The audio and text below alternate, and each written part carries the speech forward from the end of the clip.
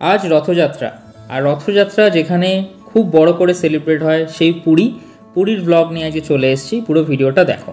तो hello welcome to my channel the world of सुमने तोमादेर सकलके जानाई स्वागत। तो এই ভিডিওটা মানে রথের সময় পুরীতে গেছি এরকম নয়, আগে পুরীতে গেছিলাম সেই ভিডিওটা আজকে রথের দিনে আনছি, যেহেতু রথ সবথেকে বড় একটা ফেস্টিভ্যাল পুরীতে এবং এখন কলকাতাতেও কিন্তু খুব বড় করে রথ উদযাপন হয়।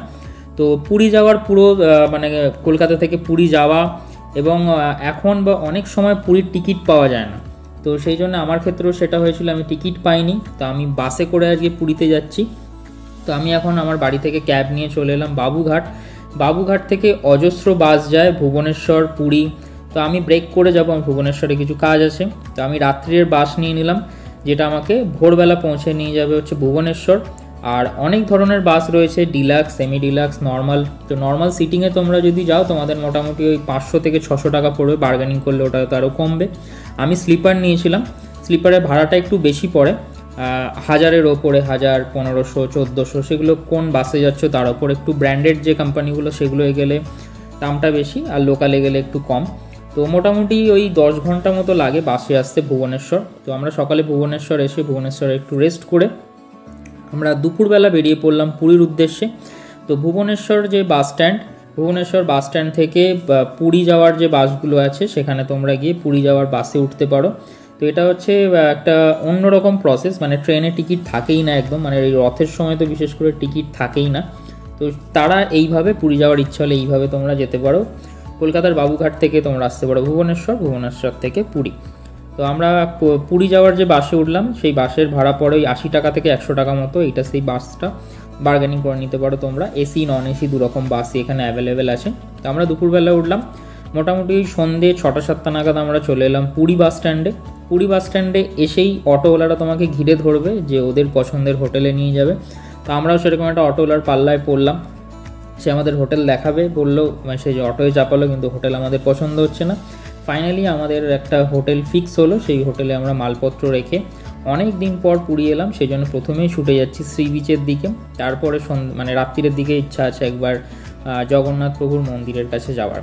তো পুরী খুব সুন্দরভাবে সাজানো ছিল আমরা যখন গেছিলাম। বারবার বলছি এটা কিন্তু রথের সময়কার পুরী নয়, রথের সময়কার পুরী একদম অন্যরকম, প্রচুর ভিড় হয়।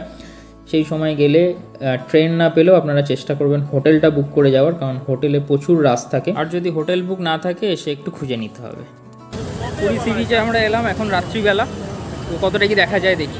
তো পুরীর ট্রিপটা খুবই শর্ট, যেহেতু বললাম যে ভুবনেশ্বরে কিছু কাজ আছে, তো সেই জন্যে ভুবনেশ্বর আমরা এসেছি, এসে একটু রেস্ট করে চলে এসেছি পুরীতে আজকে নাইটটা স্টে করে আবার ব্যাক করব ভুবনেশ্বর। তারপরে ভুবনেশ্বরের কিছু জায়গা বা আর কি দেখানো যায় চেষ্টা করব এই সিরিজটায়।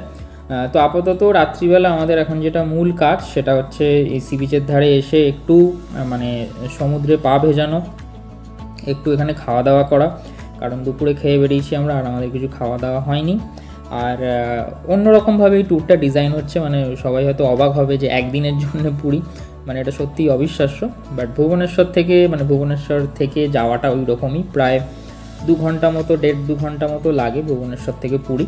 তো তোমরা এইভাবে যেতে পারো। তো আমরা একটু টুকটাক খাওয়া দাওয়া করলাম এখানে এই বিচের ধারে, বিভিন্ন সি ফুডগুলো, মাছ ভাজা, চিকেন পকোড়া, সেগুলো খুবই এখানে ফেমাস। এখন অনেক রকম খাবার এসে গেছে, মোমো এসে গেছে, ক্রিস্পি চিকেন এসে গেছে।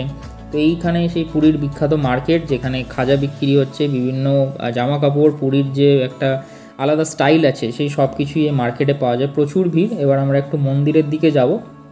তো মন্দিরের দিকে যাচ্ছি, সকালবেলা আমাদের হাতে অতটা টাইম থাকবে না, সেই জন্য আমরা সিদ্ধান্ত নিলাম যে আমরা রাত্রিরেই মন্দিরে যাব এবং দর্শন বা পুজো রাত্রিরেই আমরা মানে করে নেবো, কারণ সকালে প্রচুর ভিড় হয় শুনছি।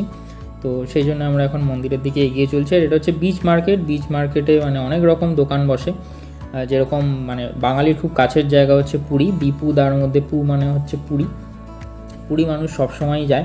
পুরীর কোনো মানে আলাদা করে কোনো সিজন বলে কিছু হয় না, বাট রথের সময় পুরীতে যেহেতু উৎসব, তো সেই সময় কিন্তু পুরীর একটা অন্যরকম রূপ থাকে। তো চেষ্টা করবেন, মানে যাদের খুব ইচ্ছা রথে যাওয়ার তারা তো রথে যেতে পারেন, রথ অ্যাভয়েড করে অন্য সময় গেলে আপনারা খুব ভালোভাবে মন্দিরে জগন্নাথ প্রভুর দর্শন করতে পারবেন। আর এখন আমাদের কলকাতাতেও বিভিন্ন জায়গায় খুব বড় করে ধুমধাম করে রথযাত্রা উদযাপন করা হয়। আজকে অনেক জায়গাতেই রথযাত্রা উদযাপন হচ্ছে এবং পুরীতে তো ভালোভাবে হয় সেটা। আর বিচ মার্কেটটা সবসময় মানে দীঘার থেকে স্পেশালিটি হচ্ছে যে এর যে সি বিচের অংশটা সেটা অনেকটা বিস্তৃত, অনেকটা বড়, সেই জন্য অনেক বেশি দোকান, অনেক বেশি সংখ্যক লোক সব এখানে রয়েছে। আর হোটেলের ব্যাপার যদি বলি, মোটামুটি হোটেল অফ সিজনে গেলে যে রেটটা থাকে মোটামুটি ওই 800 থেকে 1000 বা 1200 নন এসি, এসিগুলো হলে একটু দাম বাড়বে। আর দূরে হলে দামটা কমে, একদম সি বিচের সামনে হলে দাম বাড়ে, এগুলো নর্মাল ব্যাপার।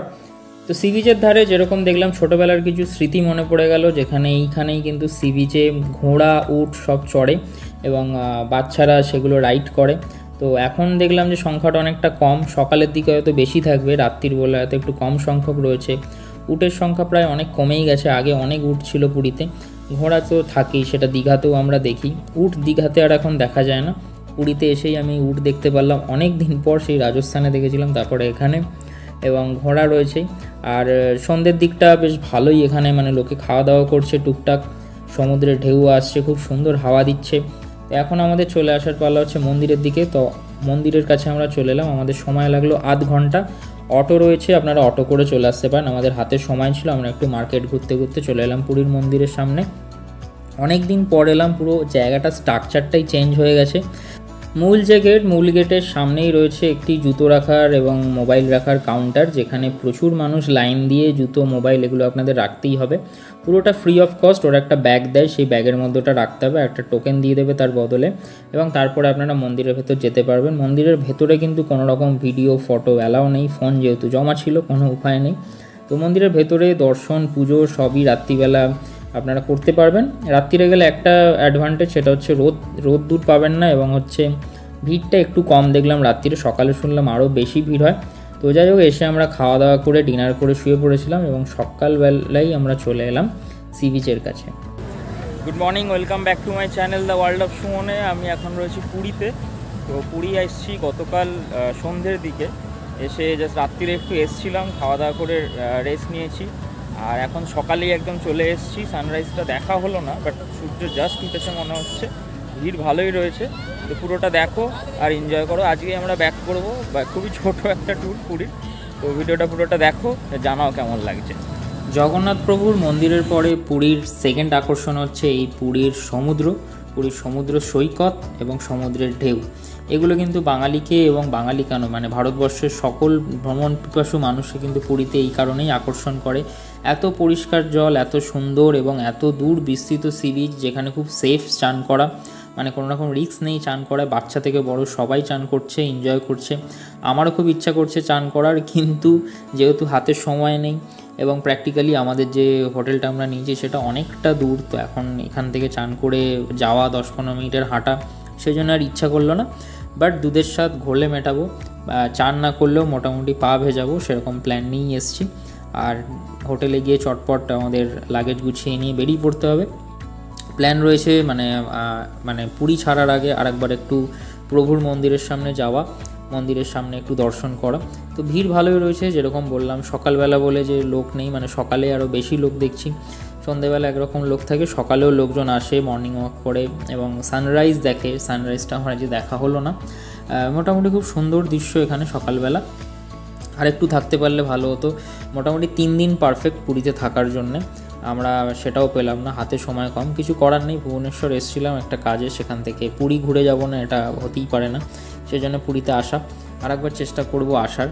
আর যারা যারা পুরীতে গেছো বাসে করে, তারা নিশ্চয়ই জানো যে বাসের জার্নিটা কিন্তু খুব সুখকর হয় না।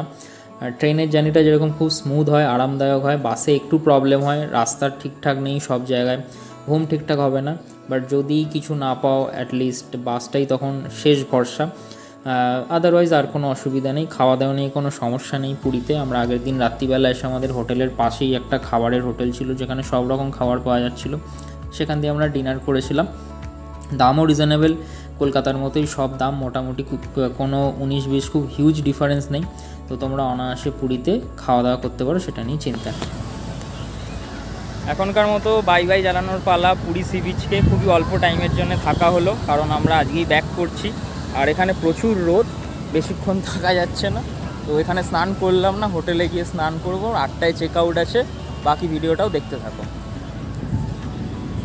আমরা হোটেলে চলে এলাম, হোটেলে চলে এসে স্নান করে আমাদের প্যাকিং কমপ্লিট করে আমরা এখন চেক আউট করবো। আর এইখানে সব হোটেলেরই নিয়ম থাকে হচ্ছে সকাল 8টার মধ্যে তোমাকে চেক আউট করতেই হবে, এটা পুরীর একটা ইউনিক নিয়ম। তো এটা আমাদের রুম ছিল, 800 টাকা ভাড়া নিয়েছিল, বেশ দূরে, মানে সি বিচ থেকে প্রায় 10 মিনিট দূরে হোটেলটা।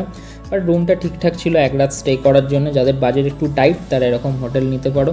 জাস্ট দেখে নিও যে আশেপাশে মানে খাওয়া দাওয়ার জায়গা ঠিকঠাক আছে কিনা, বাথরুম ঠিক আছে কিনা। আমাদের মোটামুটি হোটেলটা ঠিকঠাক ছিল, হোটেল নিয়ে কোনো কমপ্লেন নেই। এখন আমরা সোজা চলে যাচ্ছি আর একবার পুরী মন্দিরের কাছে, এবং এখান থেকে আমরা একটু দর্শন করে খাজা কিনবো বাড়ির জন্যে। খাজা কিনে আমরা অটো করে চলে যাব বাস স্ট্যান্ড। আর এখানে এসে আরও সুন্দর লাগছে দেখতে, আকাশ পরিষ্কার রয়েছে, পতাকাটা খুব সুন্দরভাবে উঠছে, এবং এই বাইরে থেকে মন্দিরটা অপূর্ব সুন্দর লাগছে দেখতে, ভিড়ও সেরকম সকালবেলা। তো যাই হোক, আমরা এবার সময় হাতে খুব কম, আমরা চলে এলাম বাস স্ট্যান্ডে অটো করে। অটো আপনাদের ওই 10 টাকা করে নেবে মন্দির থেকে বাস স্ট্যান্ড আসার জন্য। বাস স্ট্যান্ড এসে আমরা যাবো যেহেতু ভুবনেশ্বরের অজস্র বাস, মানে পরপর বাস, একটা মিস হলে চিন্তা নেই। তো ভুবনেশ্বরে এখন আমরা ব্যাক করবো। ভিডিওটা কীরকম লাগলো জানিও, চেষ্টা করবো আর একবার আসার, সেই ভিডিওটাও দেখাবো। Stay tune, please subscribe.